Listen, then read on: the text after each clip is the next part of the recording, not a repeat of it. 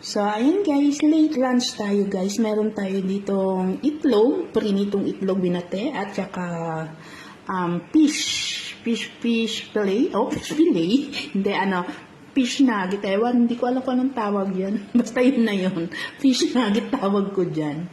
Ayan guys, kain na tayo guys. Late lunch. Sa isipan mo